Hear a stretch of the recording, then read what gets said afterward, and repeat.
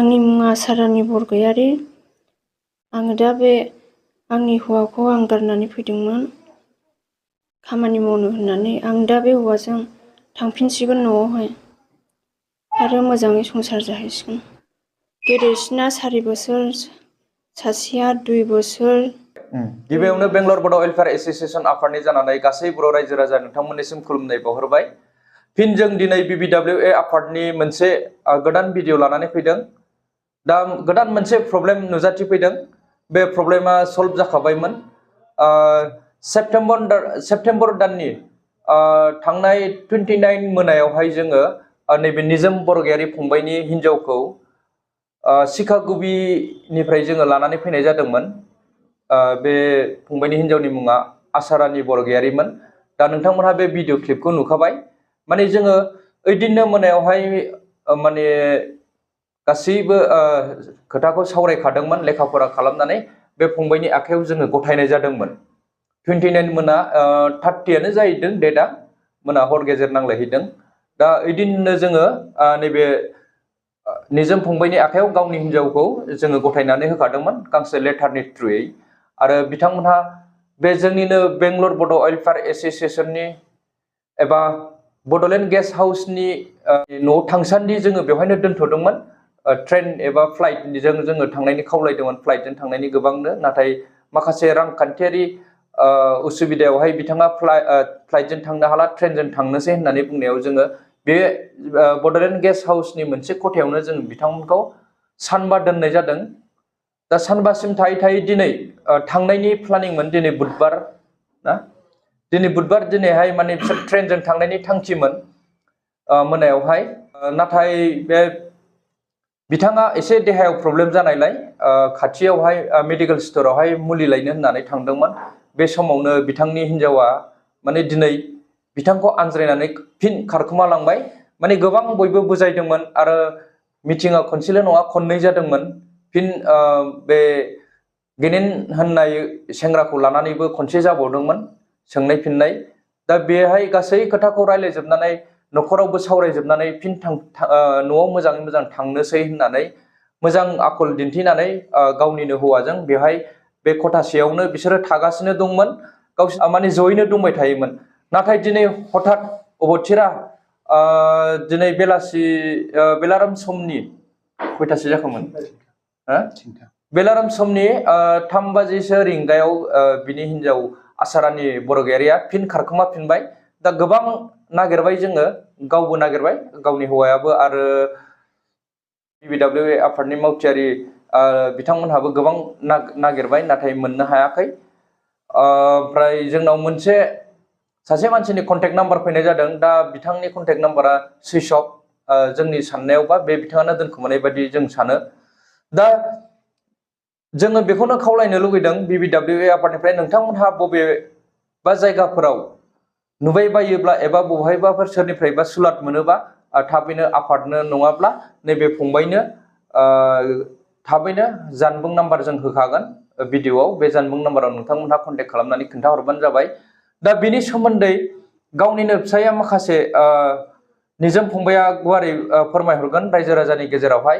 जोंथ' गथायखाबायमोन। दा जोंनि BBWA आफादनि आखायाव जेबो रिक्स गैलामोन, गाव न'आव लांनायनिल' रिक्स दंमोन। दा जोङो BBWA आफादा बेहाय माने बै दिनावनो लिरखादोंमोन, बिथांनि आखाइनिफ्राय गथायखांनायनि उनाव जुदि बिनि हिनजावा गोमाफिनोब्ला जोंनि BBWA आफादा बेहाय जेबो दायित्व थानाय नङा होननानै। दा दिनै जोङो बेबायदि गोमानाय नङा सानदोंमोन, नाथाय गोमाबाय। मा खालामनो, फंबाया माने नोजोर होस्लाबनो हायाखिसै। गासैबो बेवहाय माने बयबो डिउटियाव थानाय जाजोबो आरो बे अफिसावहाय गावसोरनो बिसि फिसाय दङमोन। दा गावसोरनि गेजेरावहाय माबायदि कमिउनिकेसन दङमोन जों बेखौ मिथिनो मोनला। दा बे फंबायानो गाव गुवारै फोरमायसिगोन। दे फंबाय, नों खोन्थाहरदो, नोंनि मबाइल नाम्बारखौ खोन्थाना होखा। बेनिफ्राय नोंनि हिनजावा माब्रैहाय नोंजों मिलायना थायामोन, माब्रै खारलांखो बिनि सायाव, आरो नों मा सानदों इयुनावहाय नोंनि हिनजावा खारखांनायनि उनावहाय, बेखौबो नों फोरमायहरखा भिडिअनि गेजेरै।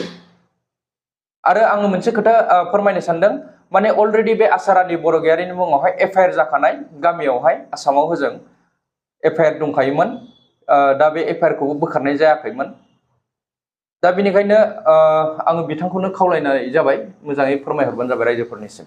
आंनि बुंनांगौआ बेनो दायो जोङो फुंनिफ्रायनो ज' जों दाख्लैनिफ्राय ज' थाबोलायदों आरो आंनावहाय बेंगलर बड' वेलफेयार सेसननि मानसिफ्रा आं गथायखाबायमोन आरो जोंबो बिसि ज' मिलायनानै थाखाबायमोन आरो जोंनि गेजेराव जेबो दावराव दावसि गैया आरो बेबो जों न'आव थांफिननोसै होनना फिसा फिसौजों बिमा बिहाव बिखुनजोजों गासैजों रायज्लायहरदों मिनि खुसिनो जों सानबासो थादों बेयावहाय जोङो फ्लाइटजों आं लांनो हायियाव न'खरनि एसे कन्डिसन फैसा मोननायाव जों लांनो हायाखै आरो ट्रेनजों थांनायनि टारगेटमोन दिनै थांनायनि टारगेटमोन आङो गावबो लोमजादों खिनाय जादों आरो आंबो लोमजानायखाय आङो मुलि लायदोंमोन बे समावनो बियो गोमादों हरखाबैनो बेनाव दायो बेनावहाय जेबो प्रुफ गैया जेबो आइडि गैया आरो फैसा थाखाबो गैयामोन बेयो दा खारफिन आंनि आखाइनिफ्राय खारफिननानै दङ जेन' अननानै बे मानसिखौ नुयोबा आंनि बे जानबुं नाम्बारावहाय कन्टेक्ट हरबानो जाबाय आंनि नाम्बारा